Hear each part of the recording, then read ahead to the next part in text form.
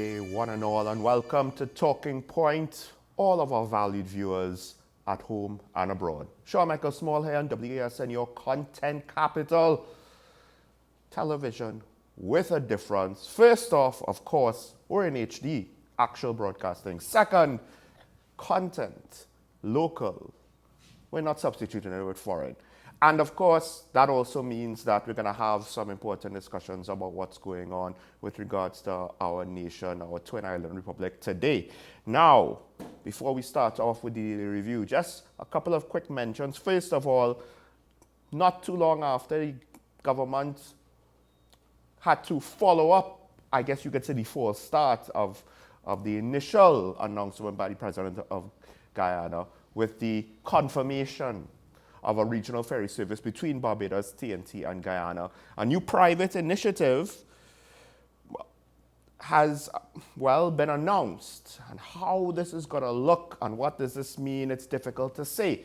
We've had airlines been announced and they have failed. And as you would have just recently saw, Liat is flying its final flights. Red Jet came up to much fanfare trying to bring a low-cost alternative, and they wound up in financial difficulties and could not continue.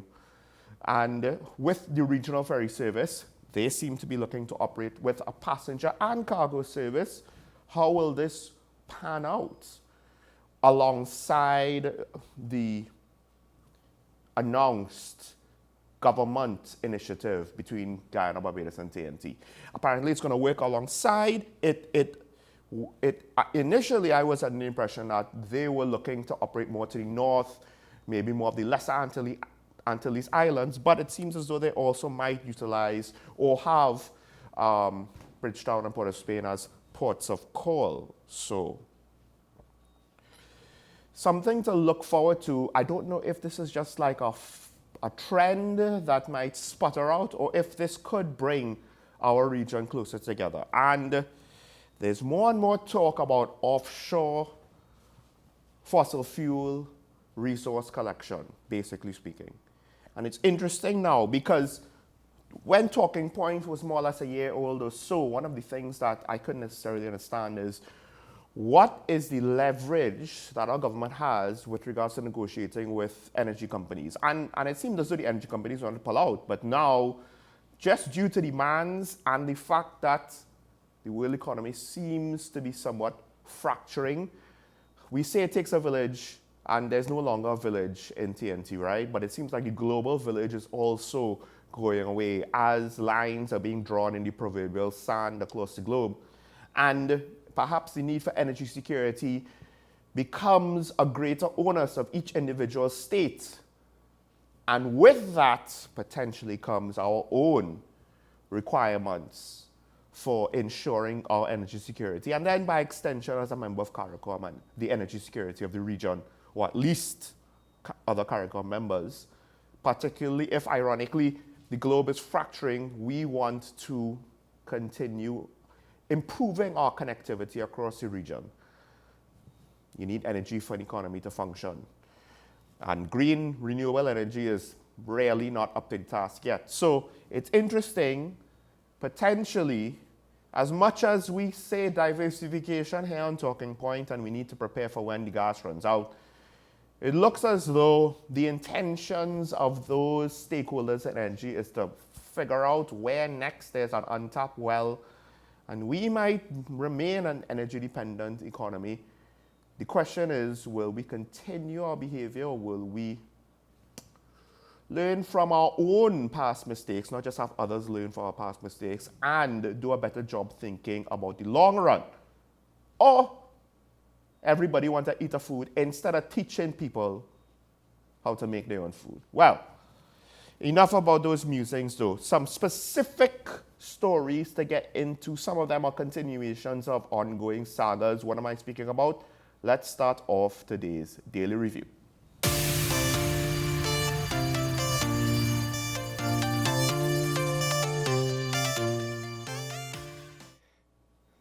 I found it ironic. There's not much difference between my previous musings and my current opinions when you get down to it. However, like I said, some specific detailed stories I want to get into. First of all, Tobago's economy. it's a bit of a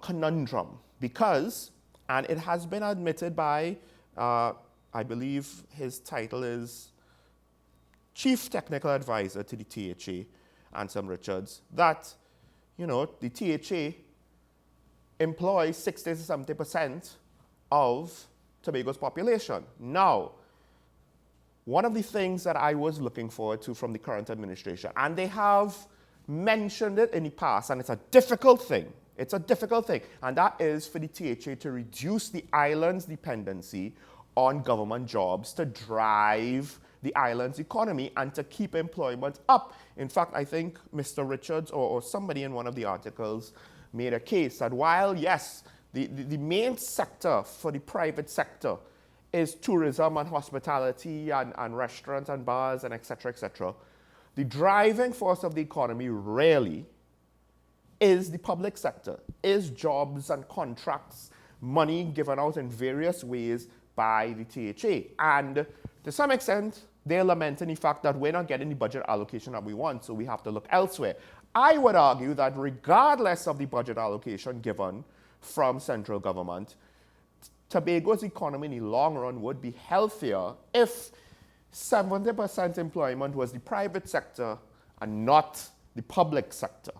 So there are 2 points really. One was the fact that in general it was said that the THA is trying to figure out ways to wean people off of relying on the government for jobs, because I will tell you, I have seen it. I have seen it from all levels of society, from business owners to people who are workers or self-employed, right? There was one gentleman, he made the comment. He doesn't want to get a government work because he found that at the end of the day, it wasn't fulfilling. It was kind of a cop-out. It was kind of lazy. On the other hand, I've heard an employer basically say he had one of his new employees tell him he was only doing this job until he gets a real work. And what did he mean by real work? He meant a government work. And what does a government work mean for too many people around the country, not just Tobago, around the country? It means, well, I will show up to meetings when they tell me I have to show up. And I will be like the technical advisor in Paria. I'll sign in to some things, but I'm not actually there for the day. Not everybody, but too much of it is happening around the country. And there are too many anecdotal examples and stories I've heard of in Tobago for me to think, oh, it's a rare phenomenon. Doesn't seem so, right? Doesn't seem so. And if you think I'm disparaging the public servants who are actually working hard, I'll just say this. When you get down to it, the ones who aren't working, that's unfair to the ones who are working, and that's part of the reason why we need to fix it. Now, it's a difficult conundrum because essentially the culture and the economy is more or less settled on this status quo existing. And to take that shift, I understood my criticisms of the Chief Secretary and members of his administration notwithstanding, I understood that you could not just build Rome in a day in this situation. You needed to take your time to make people understand that, technically speaking, you think you want this, you do want it, you think it's good for you, it's probably not. In the long run, it's not sustainable, right? And if you want Tobago to flourish, changes need to happen. But essentially, you would be putting people back into the workforce. Maybe that's the best way to say it, right? You're going to have to try to get people, all of the unnecessary people, because why would you need 70% of your population to provide government services to your population? That's not how a government works for the most part, right? That's just impractical. That's just too much. So 70% provide services to 30%. So you're essentially trying to get people to not work for the government and to get private sector jobs. Part of the problem is, essentially, you're not necessarily outright firing, but retrenchment, redundancy, whatever you want to call it, will never have a positive connotation. That's point number one. And point number two, the private sector is just not large enough to absorb, 40% of the population, let's just say. to have that swing and to provide new jobs. Now, so to that end, there is the THA's plan to try to open up a development bank to try to make more capital, more investments available in the island. And it's going to take a while for it to grow slowly but surely, but I do think that to some extent, if there's one thing about this that I'm still a little disappointed, it's that the messaging, and I guess it's hard to be too critical in this situation because the messaging is not strong and repetitive and it's not building up the issue so that people could understand and be informed about, you know, just how necessary it is to not have 70% of your population, you know, be under your government's employment. You can't tax that population. Yeah, you could argue about oil and gas reserves around Tobago, but what do we say about the country on a whole? At some point it's going to run out, right? And if you're going to peg Tobago's revenue in the long run to that, well, at some point that's going to run out too, because it's going to be finite one way or the other. So you have to start thinking now. Don't repeat the mistakes of central government, as I mentioned earlier. Start thinking now about when that time will come, because you could take your time if you start now to get there, and it will be more robust and it could come about more naturally as opposed to trying to force a system in a short period of time and then you're going to have imperfections and issues. So I'm hopeful, but I do think though to some extent Tobago autonomy gets a lot of press and mileage, right, in the discussion, in the Tobago sphere and in the national sphere to a lesser degree. And I do believe that to some extent, both within Tobago and within the central government, the topic of reducing government employment and getting rid of the ones who are not necessary, who are redundant, who are just there to collect a check, to make our public service more robust and more efficient, there's a lot of reasons why we need that to be done, because we can't afford the excess that we used to. This is potentially, we might have gotten away with it with the first warning, and now new reserves might be found, and maybe they're not, and we're not necessarily well positioned to deal with that in the medium term. I think I'm talking now in the lifetime of a nation. Dragon, the gas is a short-term thing, in my opinion, right? When we kind of widen the scope. Dragon gas and manatee, that's not long-term solutions, right? So, and we need to start thinking about that. If we get more reserves, it's not a band-aid to say we could just keep going how we're going, and ditto for Tobago autonomy. If they get the revenue share from energy taxes and revenues that they want, that also is not a long-term solution to the issues. But I leave that there. Let's move on to the next story. And it's not a new story. It's something of an old story, but it's a new development. Of course, there's the promotion issue with the TTPS. Now, there have been other promotion issues in Defense Force service branches, but the one with the TTPS seems to be the most far-reaching just because of the sheer scope that's involved. And now it seems as though 122 officers are looking to threaten the Commissioner of Police with a lawsuit. This after recently some rectifying action was attempted to promote those who were bypassed due to the flaws in the system. Part of the reason for the lawsuit and part of the issues that the Service and Welfare Association has is that the methodology of promotion, the systems of promotions, the process, because it's what happened was described as a glitch, but the glitch caused people who weren't supposed to be promoted to be promoted, people who were supposed to be promoted, not promoted. And then on top of that, now there are questions on how well is the criteria and how potentially tainted is the process. So one of the things that interests me, or I wouldn't say interest me, but it's hard to quantify. The president of the Social and Welfare Association, Gideon Dixon, he's saying, well, it's affecting the morale of officers. And to some extent, you could see where that's true when questions on the process start to occur.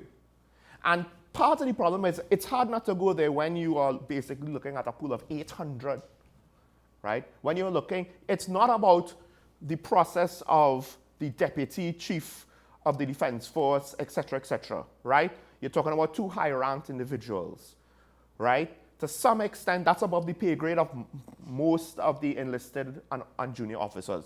But when you're talking about rank and file promotions, right, that will affect a large number of men and women in service, it's hard not to see how that's not going to affect morale in a situation where one could argue it's difficult to be a police officer right now, right?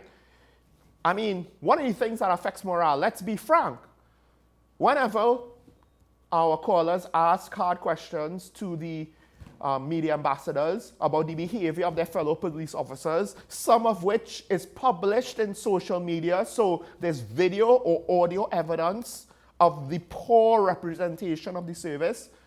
That, if I was a member of the TTPS, that would be demoralizing, because I know that, at least for weeks, months, but definitely days after those incidents first were published and recognized by the public, if I'm walking down the street, there'll be people looking at me wondering, hey, am I like that woman on the audio tape recording? Or am I like that officer who slapped the phone out of the man's hand? It's demoralizing. Then on top of that, there's news that, well, there's further delays to back pay. I think it's less than half of regular officers, 48%, receive their back pay. That was promised 11 months ago. And the president of the SWA is saying, well, don't expect it this month. Now, that alone might not be too bad, but when you add all of it up, and the fact that I think the TPS is overworked, the morale issues is concerning. And again, I understand the Prime Minister does not want to criticize his government selection for commissioner. She's only been in the job for about a year, give or take.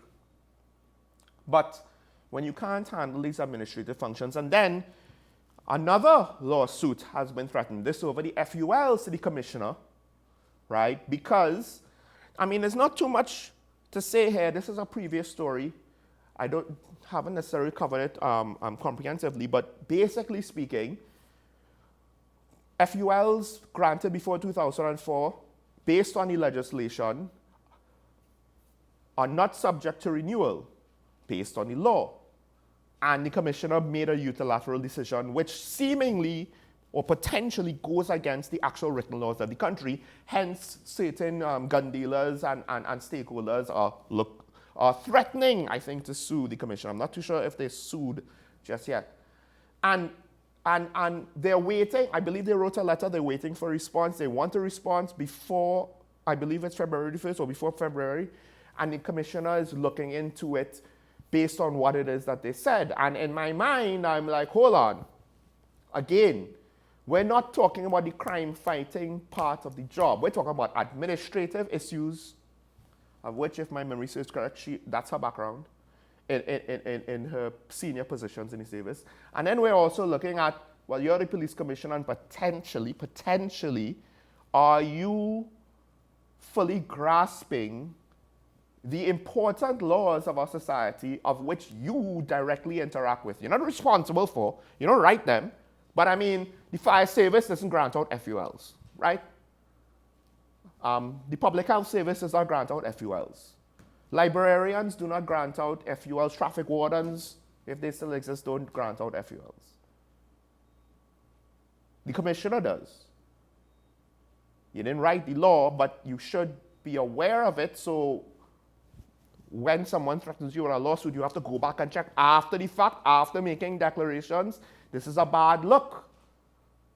And I wonder if it was a knee-jerk reaction with regards to the FULs in the first place on everything that's going on. The thing is, with the FUL situation, I think there's a lot of smoke and a lot of fire. And it does not begin or end with one of the previous commissioners. And that's all I'll say about that. So This promotion situation might further blow up. And it seems to have legs like the Prime Minister's Inez Gate situation. Maybe because it's low-hanging fruit, it's easier to go after, it's more apparent. And unfortunately, to some extent, it's more blatant. Sometimes it's the little things, the things that you might not think matters, that actually exposes major deficiencies. Is it the commissioner's deficiency or deficiency of the police service itself? Either way, that office has to fix it. But will it be Erla who is given the opportunity to fix it? Should she be? I have less and less confidence in that case. All right, next story.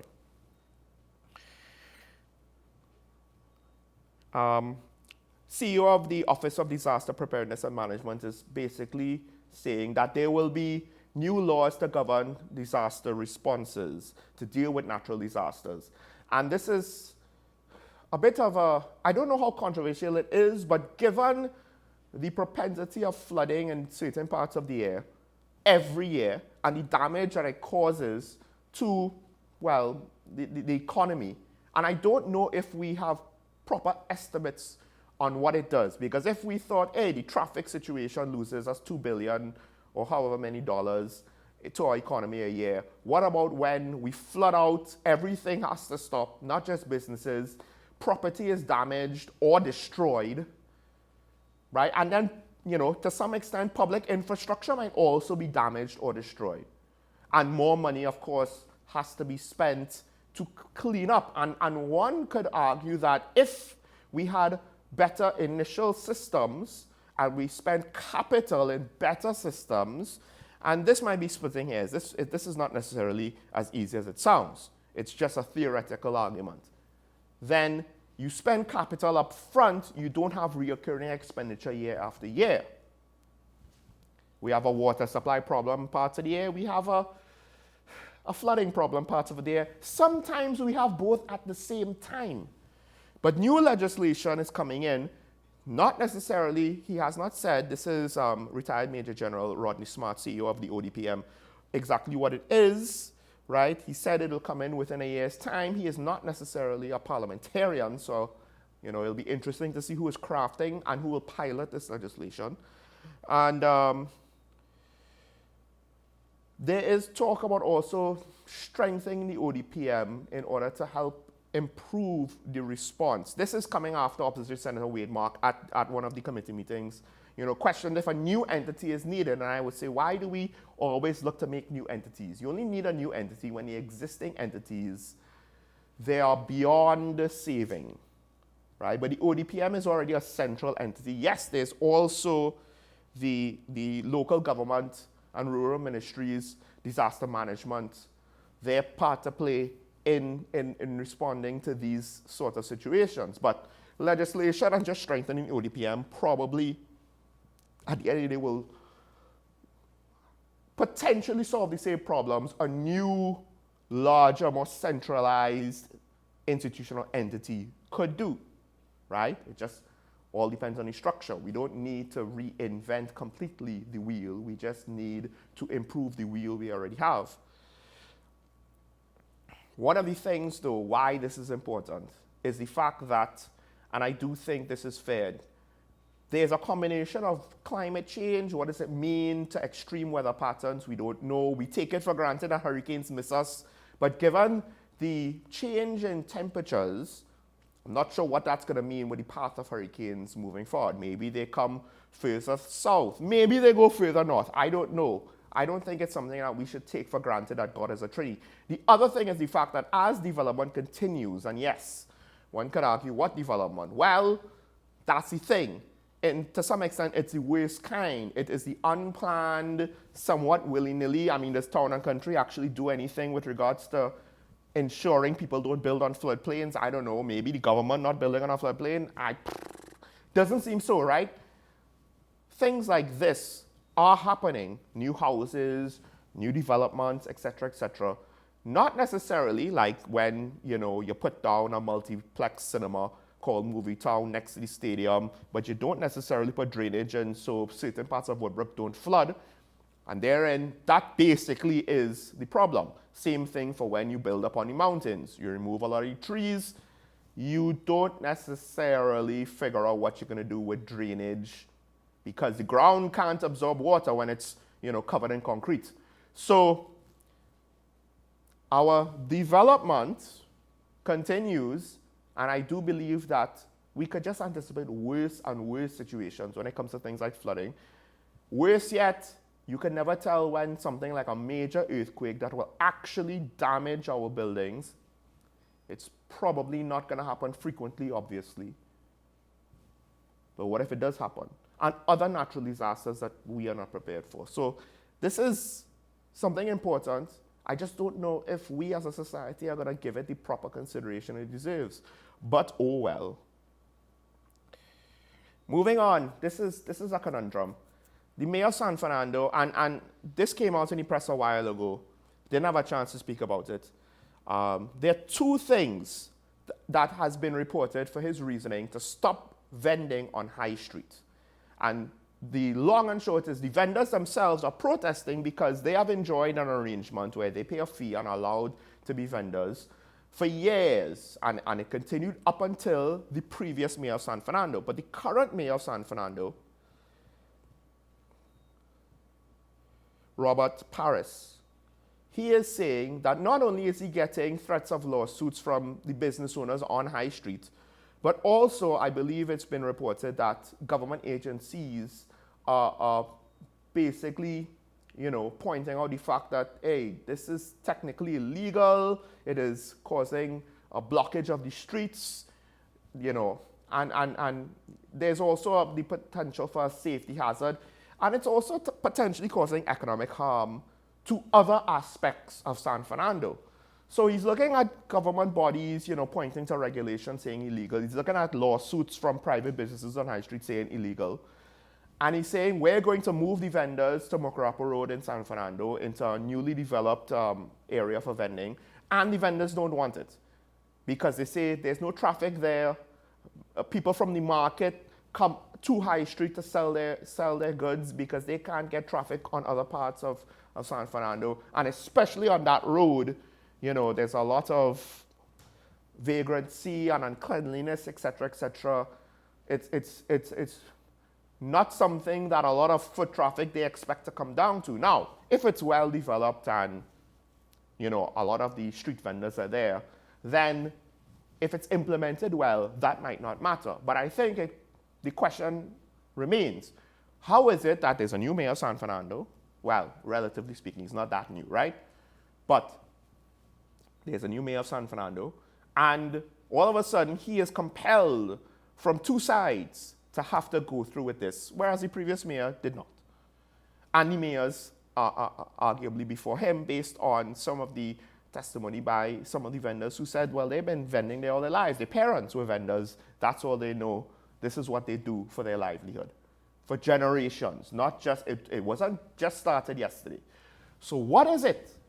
Is it that, as the professor from Shogunas always say, we don't enforce our laws and we need to start enforcing all our laws, and this is where they're starting? And to be fair to the business owners of High Streets, kind of hard not to see it. But what has changed? I don't know exactly, and I'm hesitant to say who is right or wrong in this situation because of that. It just feels funny that all of a sudden there's not one but two issues. Well, really one issue, but coming from two perspectives.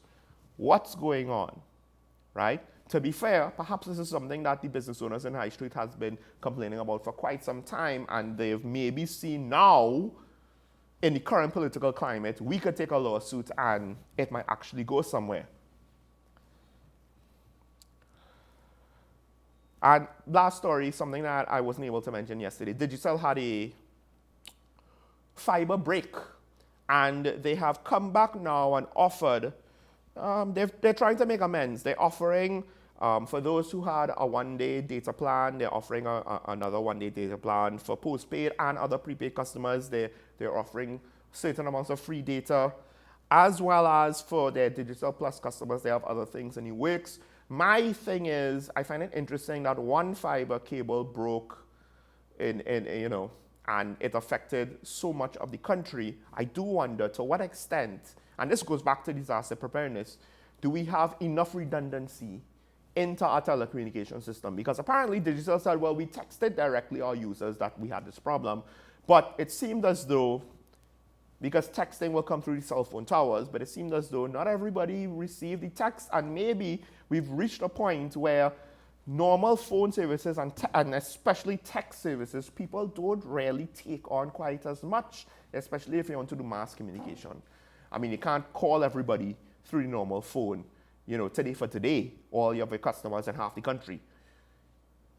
The text messages going out, yes, it's cheap for the companies to do it, in part because I think not a lot of people subscribe to that part of the infrastructure anymore, SMS messages. They're a bit of a dinosaur. I can't remember the last time I used it to contact anybody. But for whatever reason, it didn't get to people. Not everybody got the message. So if we have an emergency, what's going to happen to citizens who subscribe to Digicel for their cell phone services and their mobile data? It's just food for thought, right? Why is it that it seemed like one cable was cut and then half the country had to shut down? Businesses had to shut down. Digicel is, to be fair, trying to make amends, but I would say all of our telecommunication providers needs to have sufficient redundancy to prevent something like this from happening. And that's all I'll say about that. Let's take a break. When we come back, we will welcome our Friday contributor on a Thursday. Stay tuned to Talking Point on WSN.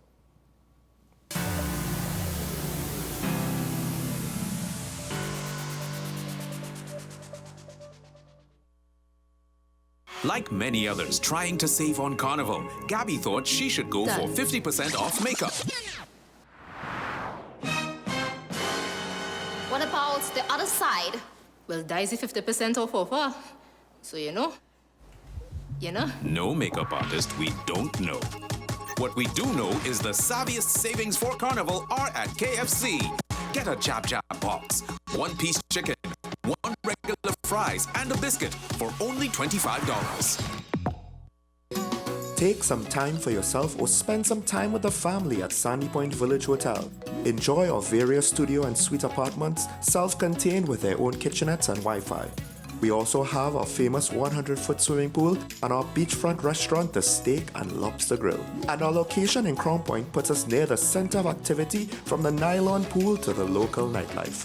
Call us and make your reservations at 639-8533, 389-2378, or email us at sandypointvillagehotel@gmail.com. Don't stop, anchor down in the ocean, watching you selling by. This is EA Urfanals and I will be there live. QRC 2024, we're gonna give you more back by live band or the link up. Everybody and them will fight. We don't want no bad vibes in the mask. QRC, pick a side, coronation, pick a side, link up. You make me feel.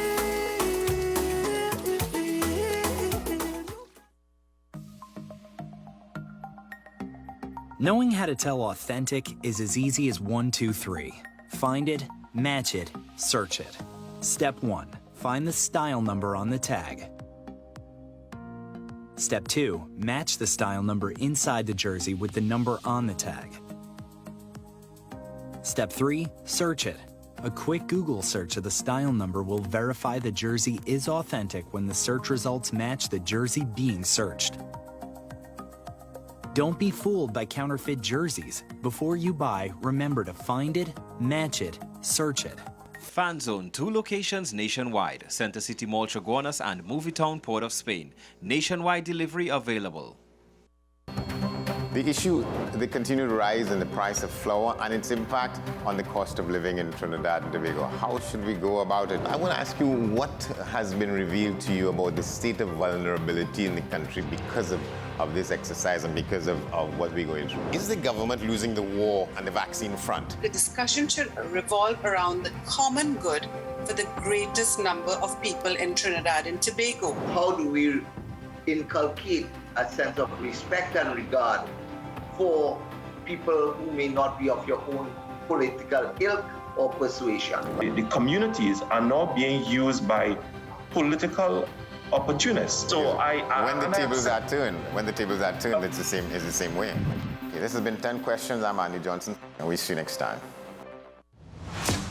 Is it politics? What is it? Is it that nobody cares about sports? The kind of support that sport used to get in the past is no longer here. The thing is, taking a knee doesn't mean that that's the only thing you're doing on it. Right. Taking a knee along with other stuff. Samantha, what are you looking forward to when you return home to Trinidad and Tobago after winning the title?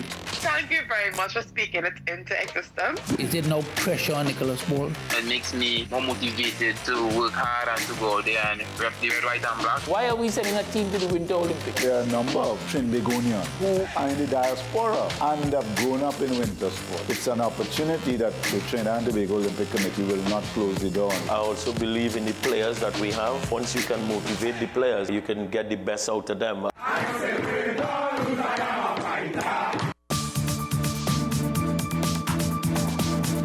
I am Rondell Donowa, attorney at law and host of Strictly Legal on WESN Content Capital. Strictly Legal is a legal program geared towards informing you, the public, of your legal rights, responsibilities, and remedies. So be viewing Thursdays, 10 a.m. to 10:30 a.m. Join me, Dr. Nalini Kokaram, on What's Up Doc, where we discuss all your burning questions concerning health. Trinidad and Tobago is among one of the highest risk group of patients that develop this form of genetic breast cancer. What I'd like to take home from a short interview like this, screening. You must screen. Because it's silent. It's silent. Yeah. And because it's silent, you don't know it's there. What's Up Doc, every Tuesday and Thursday on WESN Content Capital. My name is Carl Media. I am the founder and the host of Ever Increasing Voice Ministries. Join me every Saturday and Sunday on WESN, this powerful station, at 9 a.m. on Saturdays, 1 p.m. and 7 p.m. nightly. Also on Sundays, I'll be on at 7 a.m., 1 p.m. and 7 p.m. at night time. When you come here, we are getting people heavenly ready.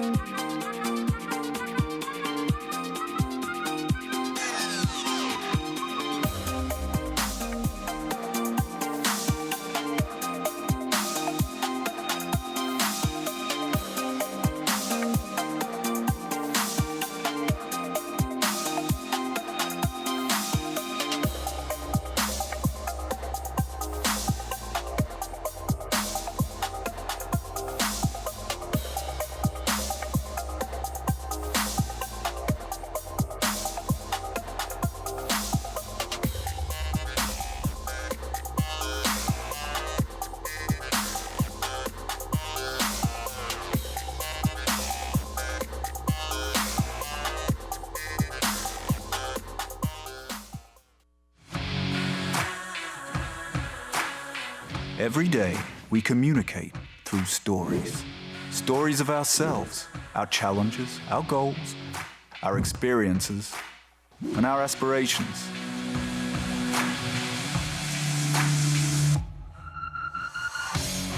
Storytelling is an art that we have mastered. WESN Film Studios comprises a collaborative team of experts with extensive industry experience locally, regionally, and internationally.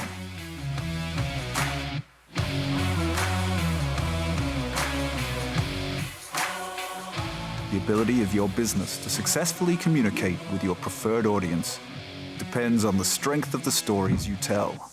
Your vision should be communicated in a high-quality, professional, and creative way.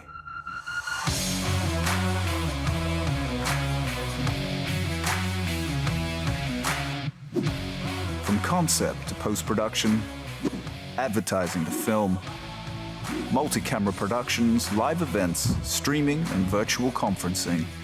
We are WESN Film Studio. Let your own unique voice be heard and your vision realized. Call us today at 628-5835 for your next production.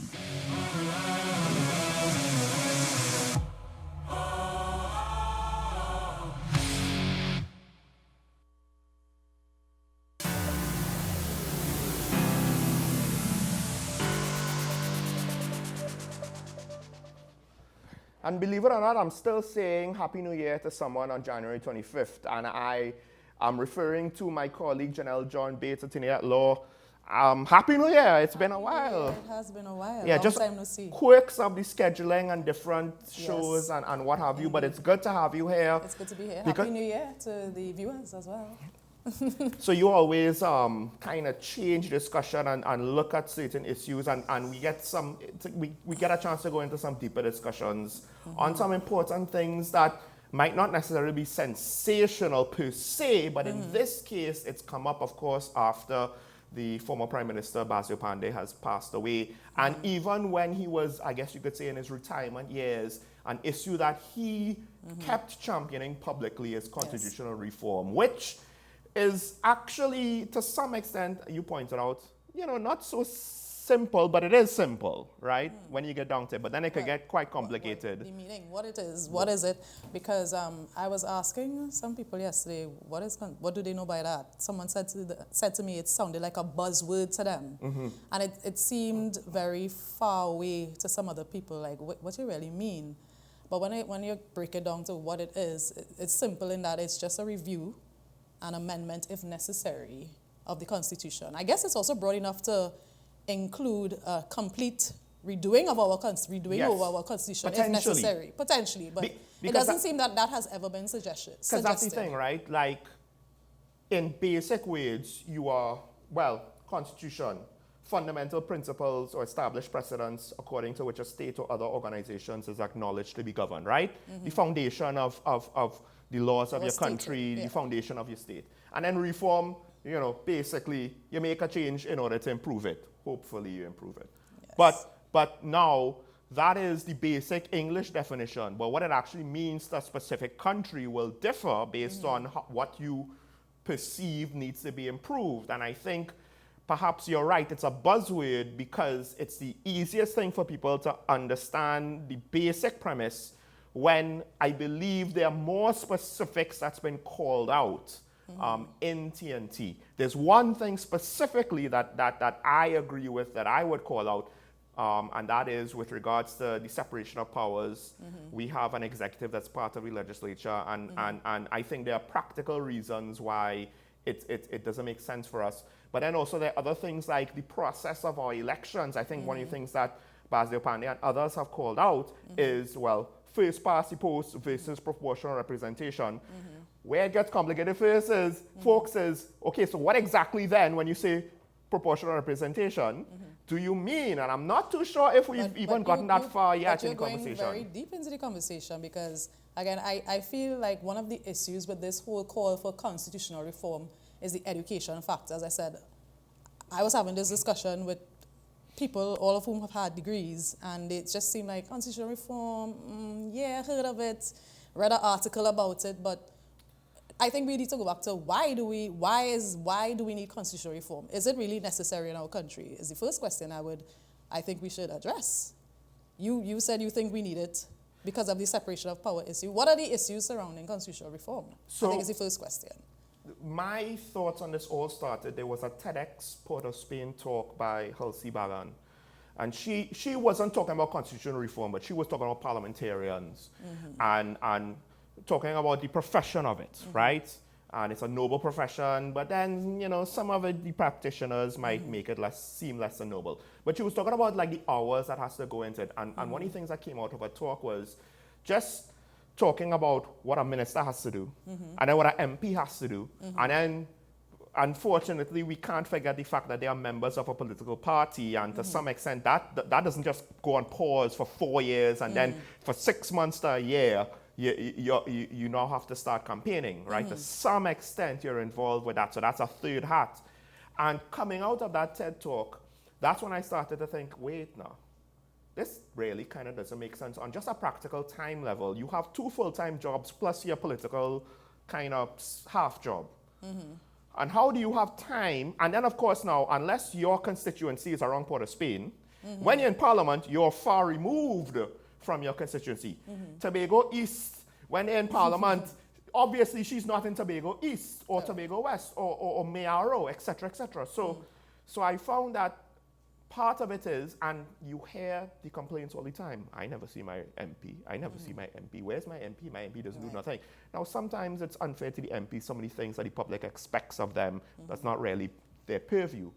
But I think it's still valid in the sense that we have a system where ministers are also MPs, and just on a job level, on a time level, I think it was impractical. And then I started thinking also, well, what about the wider implications of separation of powers and the benefits of that? So for you, the whole why of needing this constitutional reform, for you, you're focusing on the separation of powers issues and the role of a person in the executive versus their role in the legislative, if their roles overlap.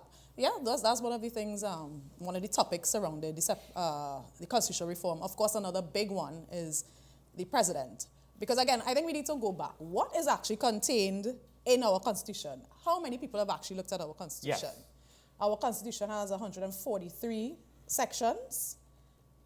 It speaks to many things, including the Bill of Rights, the rights enshrined in the laws of Trinidad and Tobago. It speaks to citizenship. It speaks to the president, how they should be elected, who qualifies, the composition of parliament.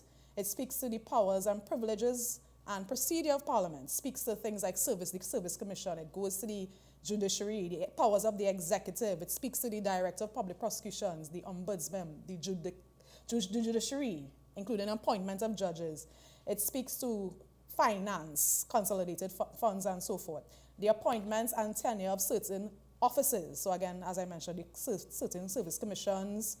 It speaks to the Integrity Commission, Salary Reviews Commission. It also touches on the Tobago House of Assembly. So our constitution really addresses a wide range of issues. And I think the overarching issue is that this is a Westminster-style constitution, one that we had last reviewed and came about in 1976 when we gained a republic, is a constitution that was established or drafted in 1976. Is it relevant to Trinidad and Tobago today? And I think that's where the whole idea of constitutional reform is really grounded in. I think specifically it was modeled after the Canadian system, which still recognizes the king, the monarchy, as their head of state, I believe, right? Well, I think we took the concept of the Bill of Rights from the Canadian model, but generally the Westminster yes, it's all model. based on the Westminster model. Yes. And what always struck me, and you're right, about the president, when you think about it, they made a model for democracy that still had a role for the monarchy, right? That it was, I guess you could say, a evolution from when Parliament was first introduced, but you know the monarchy still had considerably more power, and then of course we get what we have today. But we don't have that. We don't have that tradition. We don't have that institution, and to some extent, the office of the presidency, alongside the head of the executive of the prime minister, the presidency seems almost kind of, to some extent, redundant. Well, I mean, I guess the appropriate or the correct term is we have a quasi-ceremonial president. So the president is not imbued with the executive power like an executive president, which obtains in America and, dare I say, Guyana. They have an executive president. So Guyana is different from most other Caribbean countries in that in 1980, they would have had a big reform of their constitution and completely moved away. I don't think you can now say that the Guyanese constitution is a Westminster-style one, much like ours and many of the other Caribbean countries. So I guess do we want to go as far as the Guyanese model? That's another question, where the power really rests in the president.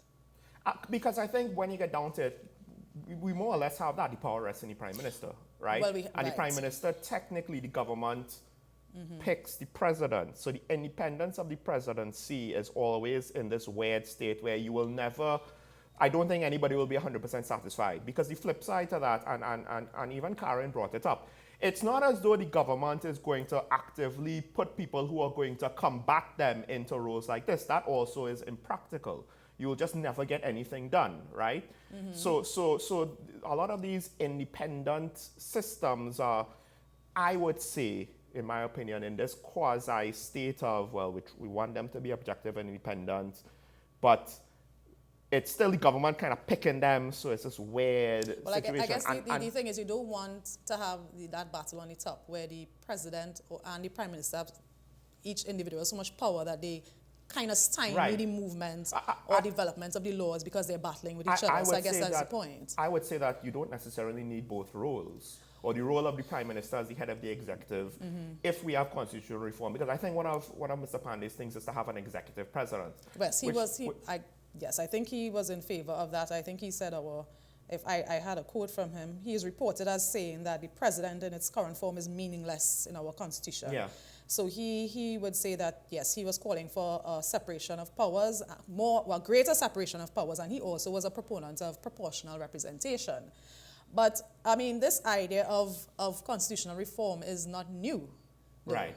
You know, it's one even going back to before our current constitution. There was the Wooding Commission on Constitutional Reform in 1974. Yeah. And when I've looked at recent history, it seems that all our prime ministers in recent history have actually grappled, whether while they were in power or out of power, like Pandey, have been grappling or tried to address the issue of constitutional reform. We had Patrick Manning in 2009 when he established the Round Table on Constitutional Reform.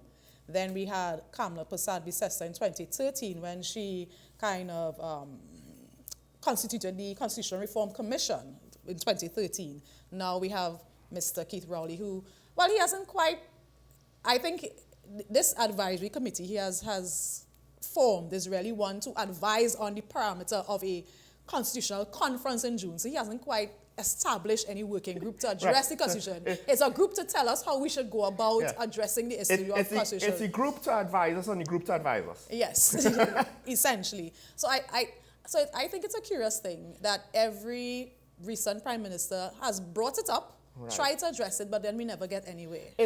So there's a couple of things. One, on this network, on this station, our first interview with Mr. Pandey on a previous morning show, Bread and Butter, he pointed to the fact that he didn't think either party really had an incentive politically to carry through with it, right? And maybe that's true to some extent. Maybe the incentive is not so much that they like the status quo, but they feel that the political capital to expend to change the status quo would be too much, right? This sort of level of change, and if it's perceived to be either bad or implemented badly, it could sink you and your career. I wondered about that as in the timing of it now in 2024. Why is it something that Dr. Keith Rowley wants to address now? Because, again, sorry? You know what the cynics will say? What would the cynics say? Well, Mr. Pandey passed away and it's getting press about his call for that, so there's a little bit of public pressure, so he has to see like he's doing something. The cynics will always say that politicians would do things to get political mileage. Right. What political mileage is there to this idea of constitutional reform now, given especially that next year, 2025, is election year? Is constitutional reform really top of mind for most citizens? I don't get that impression. Maybe I could be wrong. Callers can let me know. To me, the top of mind for most citizens is crime, traffic woes. I won't talk about how long it took me to get here from Central this morning. Yeah. Prices, food and generally prices. I think those are things that if you were to really adequately address that would give you more political mileage. I don't know, as I said, it seems to me, people I've been speaking to, constitutional reform, it seems like a theoretical, airy-fairy concept that really has no impact to them on their daily lives. Yeah, I think that's the problem. Like the benefits or the issues with the executive being part of the legislature, right? It's harder to quantify that than our traffic issues, which ironically, out of those three things, I think might be potentially the easiest thing to solve, and it could potentially positively impact those other two things, crime and economy, through a better economy, through a stronger economy. But and then there is also the question that, okay, so we're going to make a change, but to what?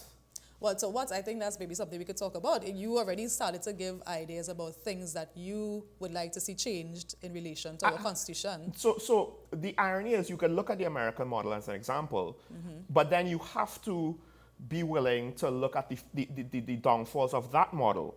Because right now, yes, you have 2 chambers of your legislature in America, and then you have a separate executive who does not have to be members of the House or the Senate, right? They're not. They're just appointed by the president. He appoints his cabinet completely, right? I think you need to still be approved of, and most of the time it's allowed unless there's something egregious. The thing is, ironically, with that separation, there's more ways to stymie a government in the American system, because you could have, one of the chambers being of the opposing party, and it potentially makes certain aspects difficult. And then, of course, you could see where they try to game the system using various presidential powers to do certain things, and that comes up for debate. But I think on a practical level, though, I still see it as a plus, because what I came down to is the time of it. How are we going to do 2 jobs? Well, I think we need to pause there. Yeah, okay, so we have news on the hour on WSN, so we'll take a break. When we come back, we'll wrap up the discussion and open the phone lines. You could join the discussion. Stay tuned.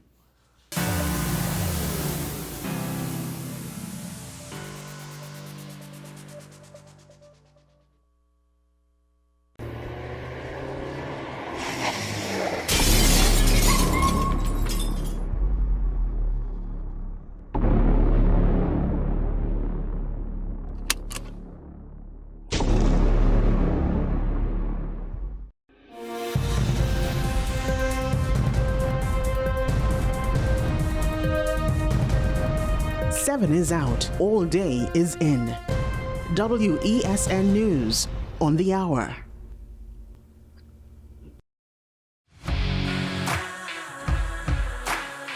Every day, we communicate through stories.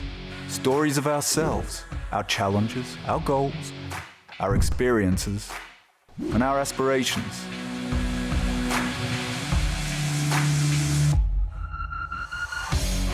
Storytelling is an art that we have mastered. WESN Film Studios comprises a collaborative team of experts with extensive industry experience locally, regionally, and internationally.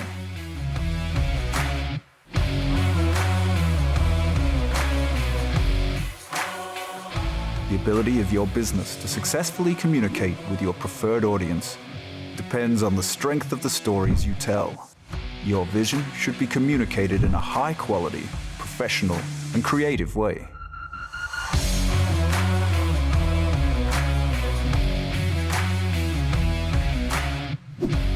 From concept to post-production, advertising to film, multi-camera productions, live events, streaming, and virtual conferencing, we are WESN Film Studio. Let your own unique voice be heard and your vision realized. Call us today at 628-5835 for your next production.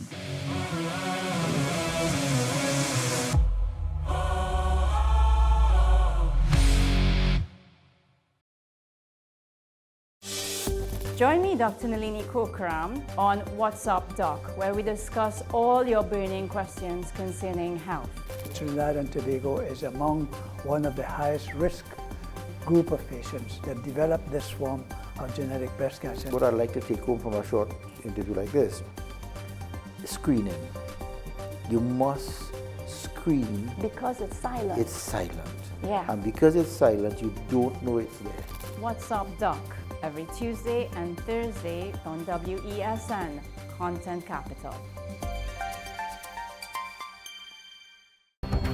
The issue, the continued rise in the price of flour and its impact on the cost of living in Trinidad and Tobago. How should we go about it? I want to ask you, what has been revealed to you about the state of vulnerability in the country because of this exercise and because of what we're going through? Is the government losing the war on the vaccine front? The discussion should revolve around the common good for the greatest number of people in Trinidad and Tobago. How do we inculcate a sense of respect and regard for people who may not be of your own political ilk or persuasion? The communities are now being used by political opportunists. So when the tables are turned, it's the same way. Okay, this has been 10 Questions. I'm Andy Johnson, and we'll see you next time. My name is Carl Media, and I'm the founder and the host of Ever Increasing Voice Ministries. Join me every Saturday and Sunday on WESN, this powerful station, at 9 a.m. on Saturdays, 1 p.m. and 7 p.m. nightly. Also on Sundays, I'll be on at 7 a.m., 1 p.m. and 7 p.m. at night time. When you come here, we are getting people heavenly ready.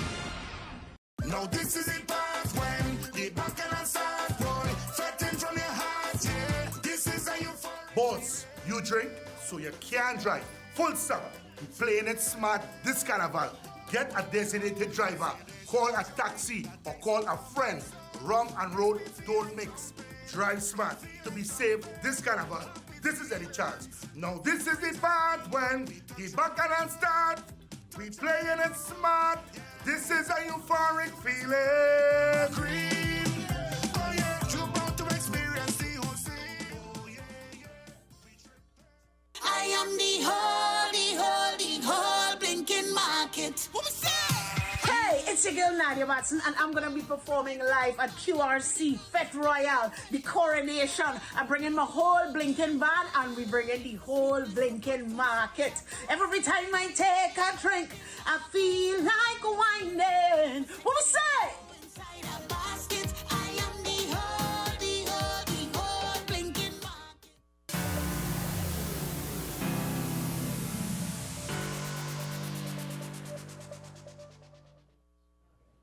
Welcome back to Talking About, ladies and gentlemen. And we were speaking about constitutional reform. It's a buzzword that is all-encompassing to a lot of things. One of the other important issues, which I do think would at least be more important to the population, the whole why do we have a president and who should be the executive, that might not matter to the man on the street. But how our votes are counted, I think, does. Mm-hmm. And one of the things that Mr. Pandey, he was one of the people who was speaking about, well, this first past the post versus proportional representation. But we have a caller on the line. So I guess we'll have to hold off on that because it's an important point I wanted to make with Janelle. Janelle is with us, folks, but we have Petit Valley on the line. Good morning. You're on the air. You're on the air, caller, Mr. Petit Valley. Good morning, Sean. And is Janelle? Janelle, yes. Good morning. Hello? Yes. Yes, Janelle. Good morning. Good morning. Constitutional reform. I'll be very realistic and frank, and don't let us fool ourselves. It will never happen in Trinidad and Tobago. It's just all prime ministers, when they're in power, they'll mention it, just to throw a little gravy at the side. It will not happen.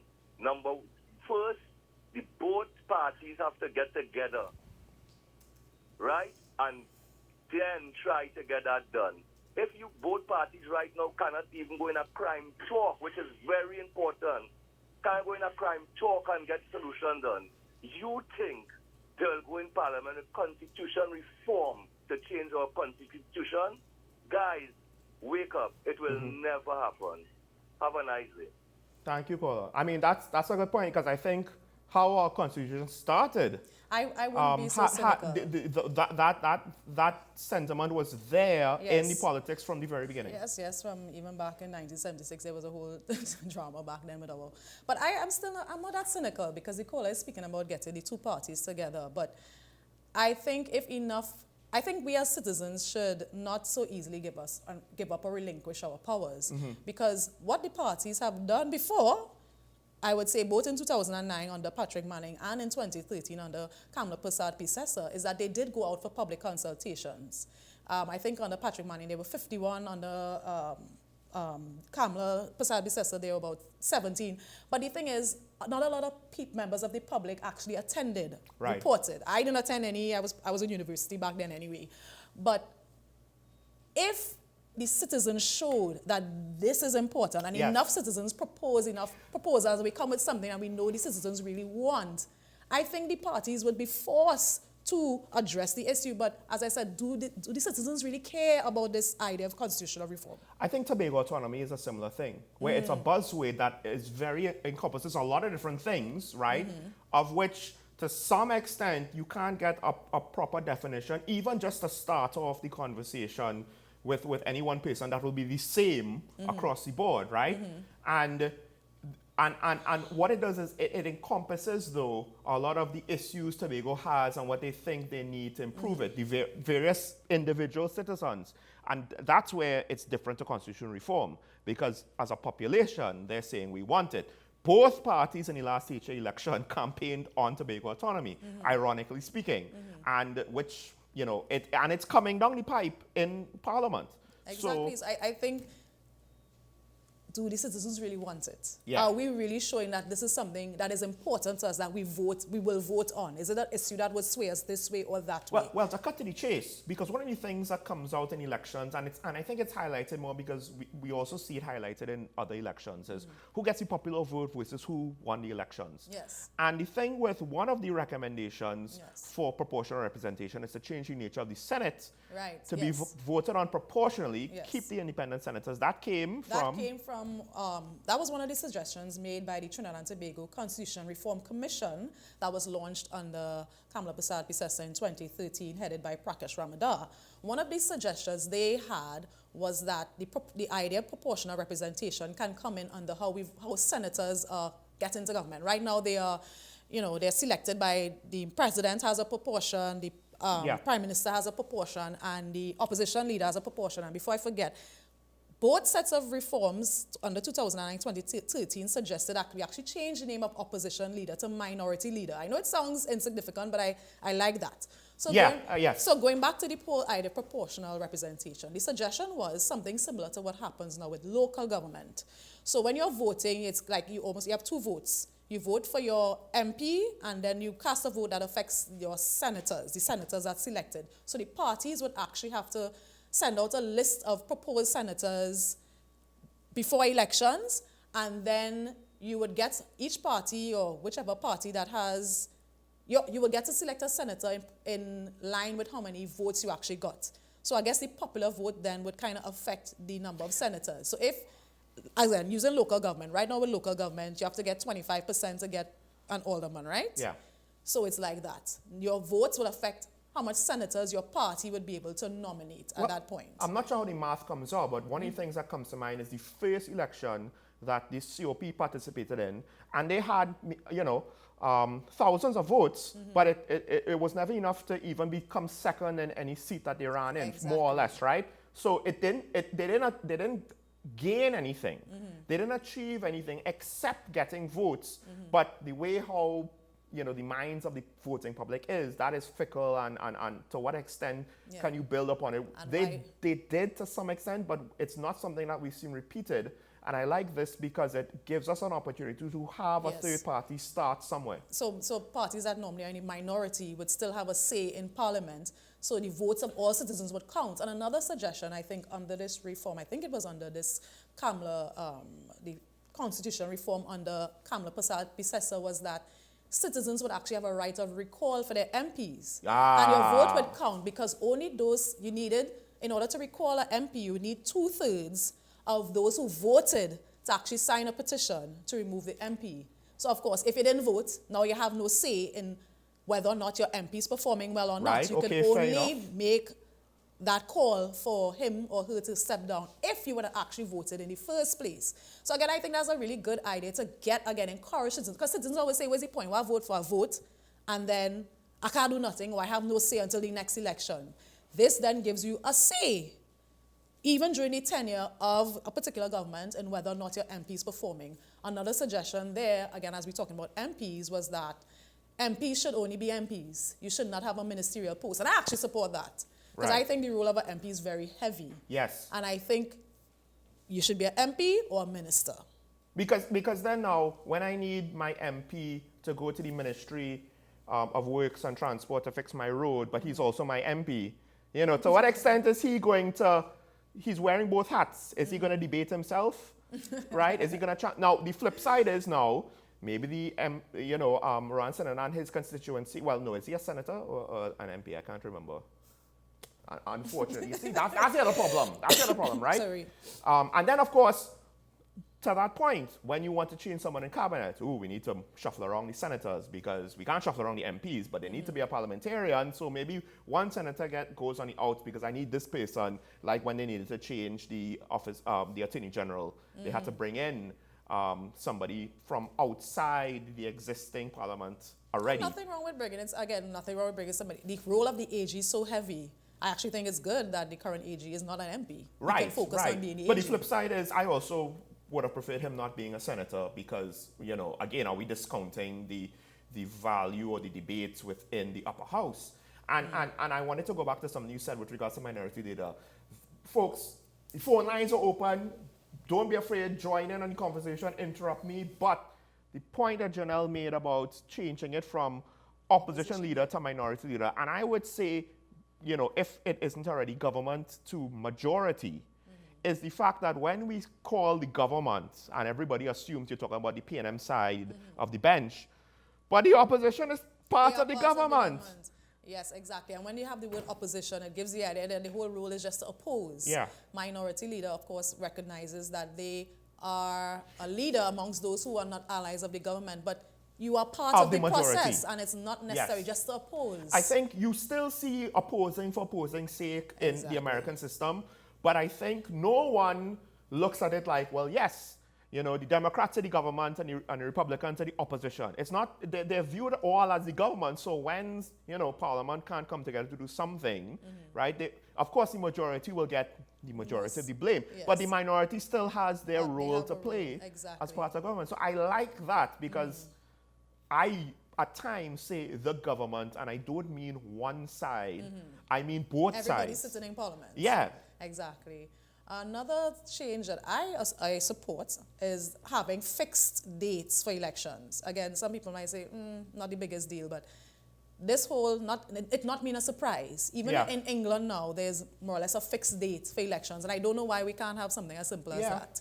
Also, 2 terms for Prime Minister, and then there must be a break. They could come back after the 3rd term, but you cannot have more than 2 terms consecutively as Prime Minister. Again, I think that goes away to or address... executive president, I assume. Well, I actually don't support the idea of an executive president. Okay, you want to keep the president, or do we just do away with the president? I want to keep the president. Now, the way of selecting the president, I would, and maybe the powers that the president have, I'm open to hearing what we have to say about that. But I would still keep the president and keep the prime minister as the sort of holder. I mean, the Constitution doesn't directly say the Prime Minister is the be-all and end-all or the holder of executive power. Our current Constitution doesn't say that. But the way it's formulated, it basically says the power resides in the cabinet. And the way of how our political system is, the Prime Minister basically controls the cabinet. Yeah. I mean, because of various things. If our voting patterns were different, so ironically speaking, it's not a constitutional thing that makes the Prime Minister absolute. It's a combination of yes, his role as the leader of the majority, but also the political side, as in his role as political leader of the majority party, and how voters are party first. If this was more of a case where we voted on individual candidates and not on party, then it would be different. Then, to some extent, the political leader would have to not just dictate to his subordinates. It would be a bit more collaborative, but our voting public is not like that. So, and also, I mean, the Prime Minister selects the ministers. So and who sits in the cabinet. So am I really going to oppose someone who can tomorrow turn around and terminate my post as a minister? Right. Again, which is why if it's separated, now MPs are not jockeying for position, who is going to be able to be the minister, not just a junior minister, because who wants to be minister in the ministry of whichever, right? I don't mind. You can make the minister in the ministry of the Attorney General. And therein lies the other thing. There are going to be people who, let's be real, they have the skill sets for the job. I think the current AG is probably good for the post of AG. I don't know if he's great as a parliamentarian, as a senator, right? And definitely that divide in skill set becomes more apparent with MPs. Because I need someone who could, you don't have to be a technical expert, but you are the civilian overseer of a government technical body, particularly with national security. You don't want ideally someone who has been through the national security system. You want that civilian who will give that other perspective. It's a technical thing. But generally speaking, that's the whole point. It's civilian leadership of the military, so the military doesn't kind of go out of control, right?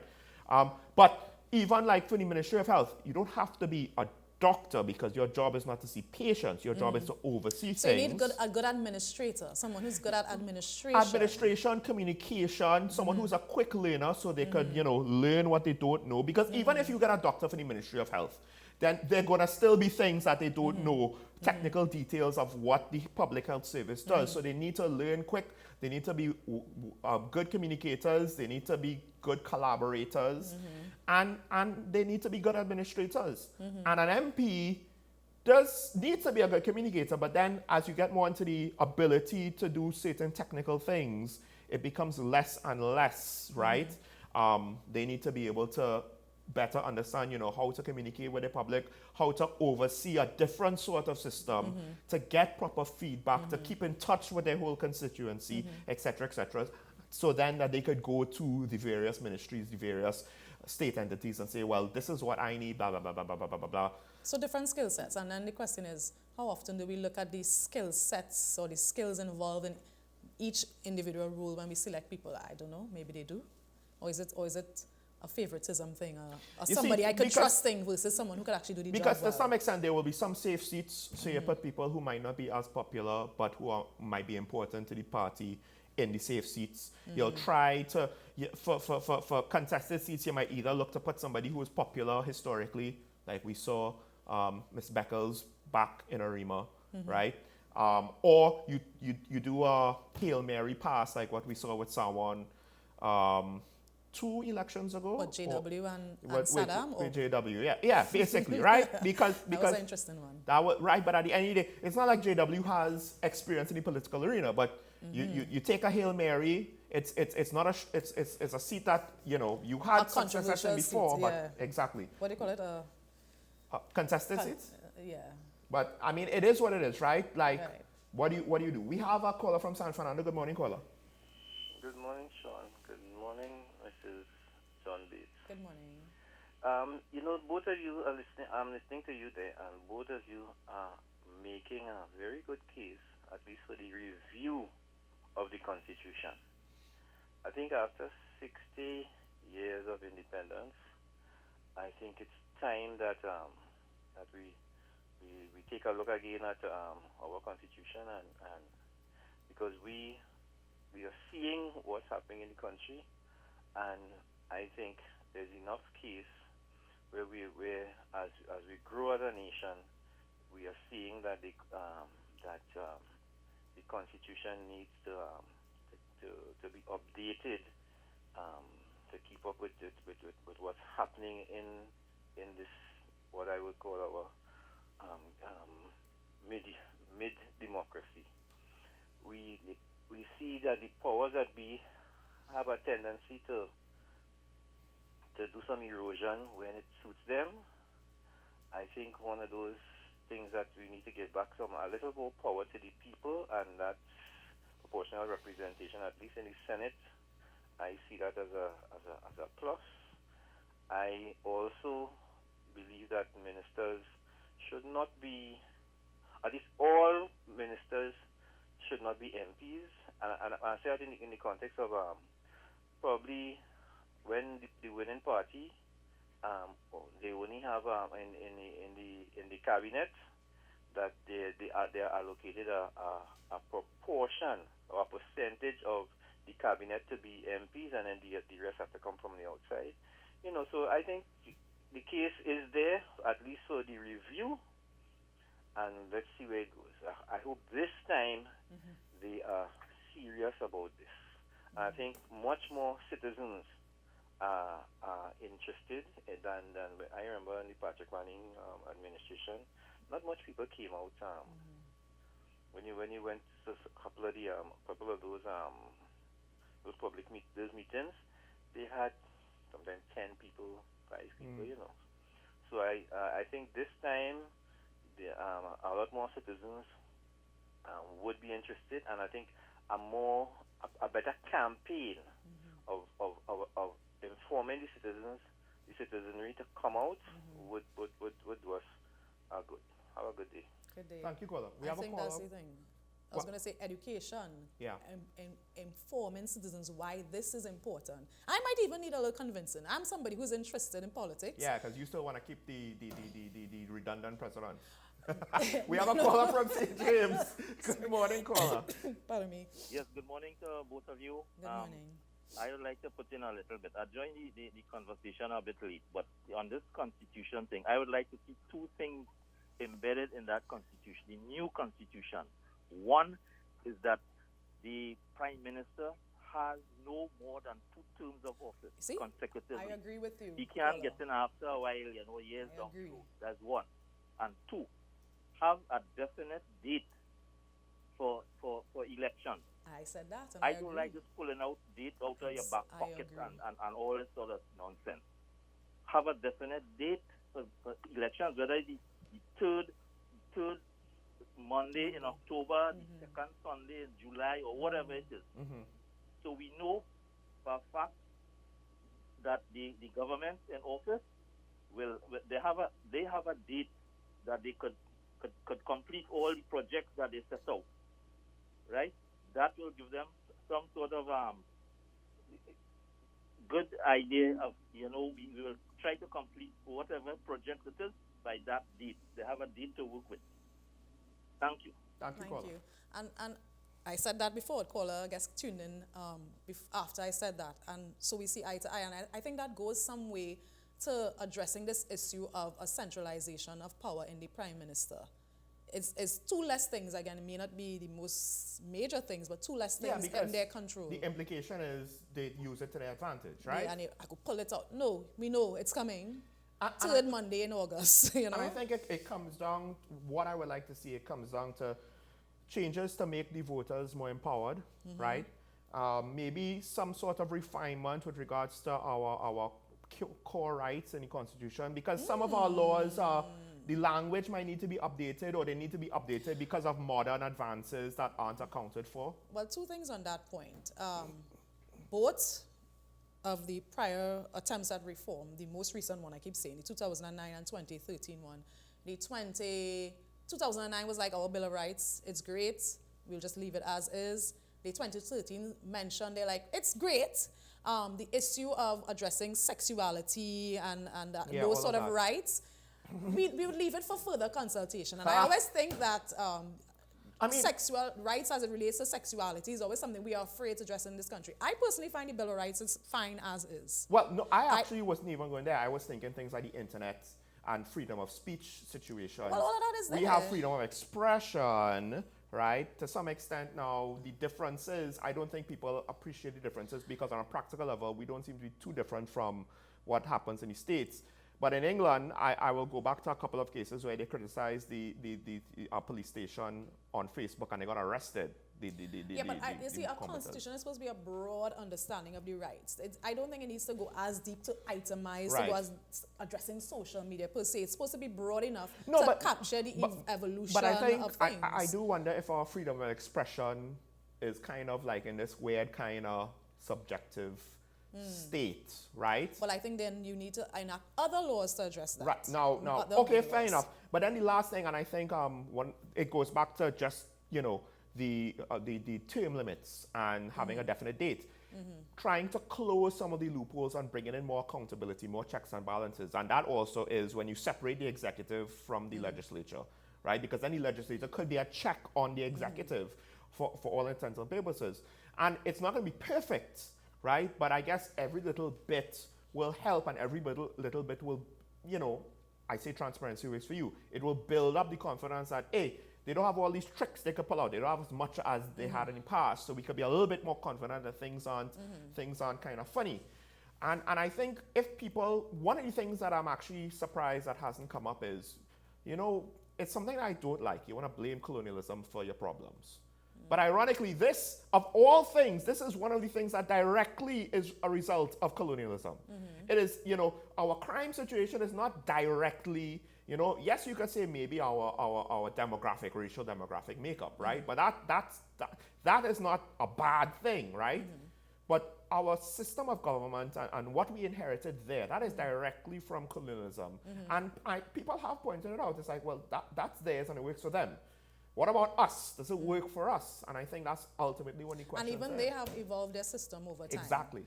Addressing. So 3 other things, I'm watching the time, that I think can be addressed or have been discussed as it relates to constitutional reform. One, the whole Privy Council versus the Caribbean Court of Justice. Yes. That is something that needs to be addressed. It was addressed in past the other 2 reports.